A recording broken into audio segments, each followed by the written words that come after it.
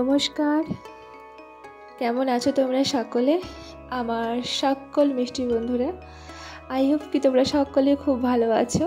আর আমি তোমাদেরকে সকাল সকাল শিউলি ভেজা নতুন একটি সকাল দিয়েই সুপ্রভাত জানালাম। আর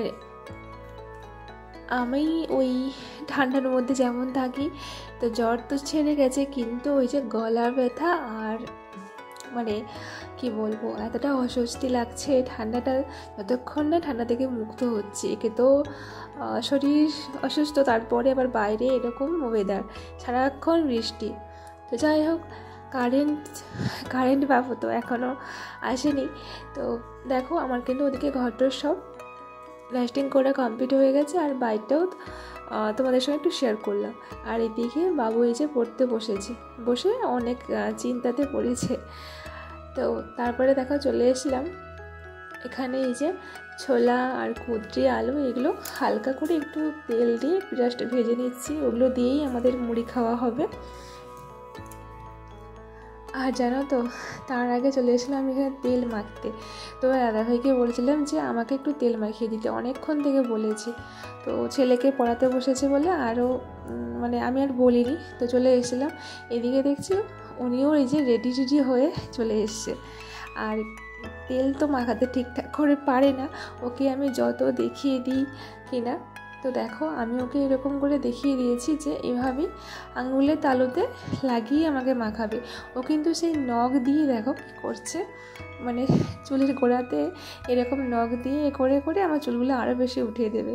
তো এইসব নিয়ে আমার একটু রাগিয়ে দিচ্ছিলাম। যাই হোক, কী বলতো, এই যে ছোটো ছোটো আনন্দের মুহূর্তগুলো, এইগুলো নিয়েই কিন্তু আমাদের বাঁচতে হয়।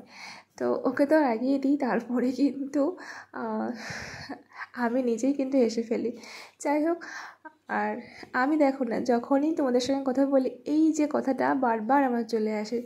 তারপরে চলে এসেছিলাম এখানে। দেখো আমার এই যে পালঙ্কটা, এটাতে অনেক দিন থেকে মোছাই হয়নি, তো আজকে একটুখানি জাস্ট মুছে নিয়েছি। নিয়ে আমার বিছানাটা ভালো করে গুছিয়ে টুছিয়ে ঝেড়ে এখানে রেডি করে দিয়েছি। আর তারপরে আমার বাকি কাজগুলো করে নিচ্ছে। ওই যে আমার সাজগোজের যে জিনিসগুলো, সেগুলো তো চারদিকে ছড়িয়ে ছিটিয়ে আছে, কারণ 2 দিন ছাড়া বাবার বাড়ি যাচ্ছি আর আসছি। তো এই করে করে আর গোছানোই হচ্ছে না। আজকের গোছাইনি, তবুও এমনি ওই বক্সের মধ্যে রেখে দিয়েছি। তো কোনটা কার মধ্যে আছে ঠিক জানি না, পরে একদিন ভালো করে গুছিয়ে নেব। চলো, তার আগে ড্রেসিং টেবিলটা তো সুন্দর করে ক্লিন করে নিচ্ছি। আর অনেক দিন তো এগুলো ভালো করে ক্লিনও করা হয়নি, এমনি একটু ওই একটা কাপড় দিয়ে ভালো করে মুছে নিয়েছি। তো আমি ওই একটু শ্যাম্পু নিয়ে কিন্তু এটা ভালো করে ক্লিন করি। তো সেগুলো তো আর হয়ে ওঠেনি, যেহেতু ঠান্ডা লেগেছে, ওইগুলো আর আমি এখন করতেই পারবো না। রাত্রিবেলা আমার ভয়ঙ্কর অস্বস্তি হয়, এতটাই নাকটা বন্ধ হয়ে যায়, ভীষণ কষ্ট হয়।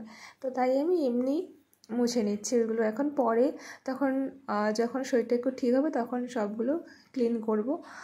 আর এইদিকে দেখো, ওদিকে আলমারিটাও একটু পরিষ্কার করে নিয়েছি। আর কতক্ষণ থাকবে বলে, আমার ছেলে চলে আসবে এক্ষুনি, এসে আবার ওই এদিক ওদিক করে দেবে। এদিকে ছেলে দেখো, আমি কাজ করছি, ও বাবা গেছিলো বাজারে, তো বাজার থেকে মাছ আর বাতাবি নিয়ে এসে, তো ওটাই আমাকে দেখিয়ে নিয়ে চলে গেল। আর এই যে আমার শখের যে আলনাটা, স্টিলের আলনাটা, এটা তো অনেক দিন থেকে গোছানোও হয়নি। অনেক দিন বলতে আমি যখন বাড়িতে ছিলাম না, আজ 7-8 দিন হয়ে গেল প্রায়। তো তার জন্য দেখো প্রচুর তো ডাস্ট জমে গেছে, তো এটা একটু ভালো করে ঝেড়ে নিয়েছি। আর এদিকে দেখাচ্ছিলাম যে মাছ নিয়ে এসেছিলো, ওইগুলো লবণ টবণ মাখিয়ে লেবু টেবু দিয়ে রেখে দিয়ে সোজা চলে এসেছি। এইগুলো যেদিনে বাড়ি ফিরেছিলাম সেদিন থেকেই গোছানো হয়নি, কারণ কি বলো তো, অনেকগুলো জামা কাপড়, আর গোছাতে শুরু করলে অনেকটা সময়ও লাগবে। আর শরীরটা যেহেতু ভালো ছিল না, তো সেরকম আমার নিজে থেকেও আমি চাইনি এখন গোছাতে। তো আজকে ভাবলাম যে না, আজকের গুছিয়ে নেব। তো এটা তার আগের দিনেই গোছানোর কথা ছিল, তো গোছাতে পারিনি, আজকের গুছিয়ে নিচ্ছি যেহেতু সময় আছে। তো এই দেখো, শাড়িটাও গুছিয়ে নিয়েছি। আর এই জামা কাপড়গুলো ছেলের আমার সব আলাদা করে সব গুছিয়ে নিলাম। আর গুছিয়ে নিয়ে মাঝখানে কিন্তু অনেকটা সময় অতিবাহিত হয়ে গেছে। তারপরে চলে এসেছিলাম, দেখো আমার জিনিসগুলো এখানে আলনাতে রেখে দিচ্ছি, তবে এগুলো কিন্তু শাড়ির এগুলো সব আবার ওয়াশ করতে হবে। তো যখন আবার ধুয়ে টুয়ে ওয়াশ করবো তখন কিন্তু আবার গুছিয়ে নেব আমার আলমারিতে। তো তার আগে এখানেই রেখে দিচ্ছি। আর ওদিকে ছেলের জামাগুলো ও সাইডে আলনাতে রাখি, ওর বাবা ছেলের জিনিসগুলো। আমার যেহেতু এত জামা কাপড় মানে শাড়ি, তারপরে চুড়িদার, কুর্তি এগুলো থাকে, তো এদের তো এখানে ফাঁকাই আছে। তবে আমি গুছিয়ে রাখি, তো দাদাভাই টেনে টেনে নিয়ে যায় আর সবগুলো নিচে টিচে পড়ে যায়। তো যাই হোক, দেখো এখানে গুছিয়ে নিয়েছি ভালো করে। তবে ভালো যাতে থাকবে না, ওই কিছু সময় হয়তো থাকে, তারপরে কোনটা যে কোন দিকে যায় জানাই যায় না। আর এই যে সংসারে সকাল থেকে A to Z সব কিছু কাজ আমি যেভাবে নিজেকে মোটিভেট রেখে গুছিয়ে করি, আর সেগুলোই তোমাদের সঙ্গে প্রত্যেকটা দিন আমার লাইফস্টাইলে শেয়ার করি। তো দেখো ওদিকে তো মোটামুটি আমার সংসারের কাজ টুকটাক হয়ে গেছে। তারপরে চলে এসেছিলাম ওই যে মাছটা যে লবণ দিয়ে মাখিয়ে রেখেছিলাম, লবণ আর লেবু দিয়ে। তো অনেকটা সময় কিন্তু হয়ে গেছে। তারপরে চলে এসেছিলাম একটু হলুদ আর শুকনো লঙ্কার গুঁড়ো মাখিয়ে ভেজে নিতে। আর তারপরেই দেখো ব্লেন্ডারটা হয়ে গেছে, মানে কারেন্ট চলে গেছে। তো ফোনের ফ্ল্যাশ লাইট জ্বালিয়েই এখন মাছটা ভাজতেই হবে। তো দেখো এটা যেহেতু ননস্টিকের কড়াই, এটাতে কিন্তু বেশ সুন্দর অনেকগুলো মাছ ভাজা হয়ে যায় আর বেশ সুন্দর। কিন্তু এইটাতেই কিন্তু আমি মাছ ভাজা শিখেছি। আমি কিন্তু আগে কখনো মাছ ভাজতে ভালো করে পারতাম না, মানে ভেঙে যেত বা জড়িয়ে যেত, কিন্তু এইটাতে বেশ আমি এইটাতেই শিখেছি। আর এর জন্য আমি একে ভীষণ ভীষণ ভালোবাসি রান্নার ক্ষেত্রে, যেহেতু আমাকে অনেকটাই হেল্প করেছে প্রথম থেকে। আর দেখো তারপরে দেখো ওদিকে মাছটা ভাজতে বসিয়ে রেখে দিয়ে চলে এসেছিলাম এইদিকে সবজি কাটতে।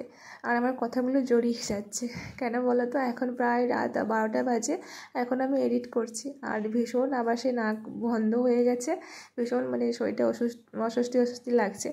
তো কালকে যেহেতু আমি লাইভ করি, তার জন্য আজকে রাতেই আমি এডিট করতে বসেছি। আর বাইরের ওয়েদারটা দেখেছো তো, ভীষণ ভীষণ অন্ধকার। আর এদিকে জল গড়িয়ে রেখে দিয়ে রান্নাবান্না কিন্তু আমার প্রায় কমপ্লিট হয়ে গেছিলো। আর অনেকটা সময়ের পরে কিন্তু তোমাদের সঙ্গে শেয়ার করছি। এখানে কচু দিয়ে মাছের ঝোল হয়েছে, আর এদিকে হয়েছে পাট শাকের ভাজা, আর এদিকে একটা সব রকম সবজি দিয়ে তরকারি। তারপর চলে গেছিলাম স্নান করতে, স্নান টান সেরে সোজা চলে এসেছিলাম আমার ঠাকুরকে ফুল দিতে। আর আজকের ফুল কী বলো তো, ওই যে শিউলি ফুলগুলো তোমাদেরকে দেখাচ্ছিলাম, সকালে ওই মন্দিরে পড়েছিল, ওখান থেকে কিন্তু আমি সবগুলো কুড়িয়ে এনেছিলাম। আর ওইগুলো দিয়ে আমার ঠাকুরকে সাজিয়ে নিয়েছি এরকম করে।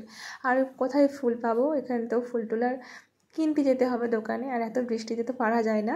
আর আমি কিনি না, ওই যখন পারি এরকম করে নিয়ে আসি মন্দির থেকে।